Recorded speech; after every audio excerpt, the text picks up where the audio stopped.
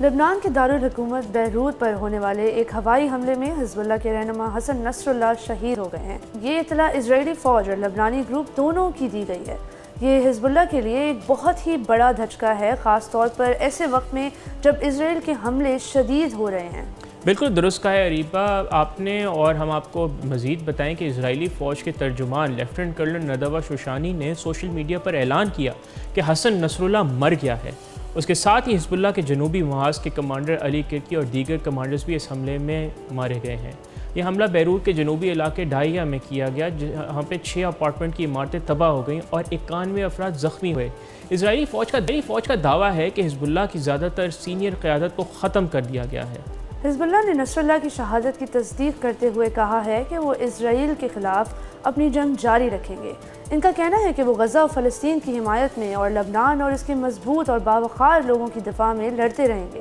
نصر اللہ 32 سال سے زیادہ عرصے تک حزب اللہ کی قیادت کرتے رہے۔ وہ صرف ایک علامتی شخصیت نہیں تھے، بلکہ تنظیم کی حکمت عملی اور فوجی سوچ کے پیچھے ان کا بہت بڑا ہاتھ تھا۔ اریبہ ناظرین کو بتانا یہ ضروری ہے کہ قابل ذکر بات یہ ہے کہ نصر اللہ اپنے حامیوں کے درمیان اسرائیل اور امریکہ کے خلاف کھڑے ہونے کے لیے مشہور تھے، لیکن ان کے مخالفین انہیں ایک دہشت گرد تنظیم کا سربراہ اور ایران کی پراکسی سمجھتے تھے۔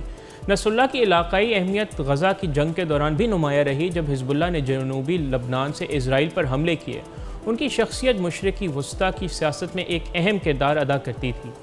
درست کہا آپ نے، لیکن یہ بھی یاد رکھنا ضروری ہے کہ نصر اللہ لبنان اور وسیع تر عرب دنیا کے ایک متنازع شخصیت ہے۔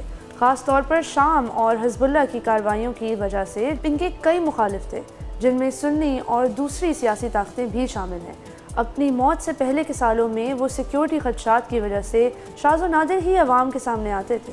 اسرائیلی فوج نے اپنی بیان میں نصر اللہ کی ہلاکت کی تصدیق کرتے ہوئے ان پر کئی اسرائیلی شہریوں اور فوجیوں کے قتل اور ہزاروں دہشت گردانہ سرگرمیوں کی منصوبہ بندی اور عمل درآمد کا الزام لگایا، لیکن اسرائیلی فوج کا کہنا ہے کہ حزب اللہ کے خلاف ان کی جنگ ابھی ختم نہیں ہوئی ہے۔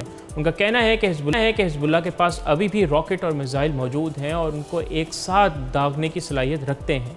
اسرائیلی فوج کے چیف آف سٹاف ہرزی حلیوی نے کہا ہے کہ پیغام سادہ ہے، جو بھی اسرائیل کے شہریوں کو دھمکی دے گا ہم اس تک پہنچنا چاہتے ہیں، لیکن یہ بیان اسرائیل کی جارحانہ پالیسی کو ظاہر کرتا ہے۔ دوسری طرف ایران کے سپریم لیڈر آیت اللہ خامنائی نے کہا ہے کہ اسرائیل حزب اللہ کے مضبوط ڈھانچے کو کوئی سنگین نقصان نہیں پہنچا سکا ہے۔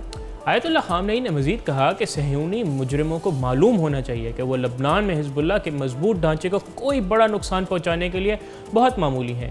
انہوں نے یہ بھی کہا کہ اللہ کے فضل سے لبنان حملاور، شریر اور بدنام دشمن کو اپنے اعمال پر پشیمان کرے گا۔ یہ بیانات ظاہر کرتے ہیں کہ ایران اب بھی حزب اللہ کی حمایت جاری رکھے گا۔ اس دوران لبنان میں تشدد کی شدت بڑھتی جا رہی ہے۔ وزارت صحت کے مطابق پیر سے اب تک 720 سے زیادہ لوگ ہلاک ہو چکے ہیں۔ اقوام متحدہ کے مطابق جنوبی لبنان سے بے گھر ہونے والوں کی تعداد اب 2,11,000 سے بھی زیادہ ہو گئی ہے۔ کم از کم 20 بنیادی صحت کی سہولتیں یعنی ہیلتھ کیئر سروسز بند ہو گئی ہیں اور زاہیہ کے رہائشی بیروت کے دوسرے حصوں میں پناہ لینے پر مجبور ہو گئے ہیں۔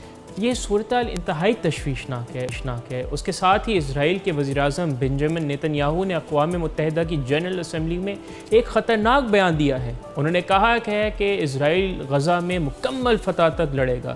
ساتھ ہی انہوں نے حزب اللہ پر حملوں کو جاری رکھنے کا عزم بھی ظاہر کیا ہے۔ نیتن یاہو نے کہا کہ ہم مکمل فتح تک لڑیں گے اور مکمل فتح اس کا کوئی متبادل نہیں ہے۔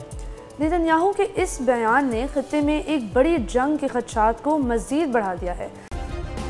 سبسکرائب کریں اور بیل دبائیں تاکہ کوئی خبر رہ نہ جائے۔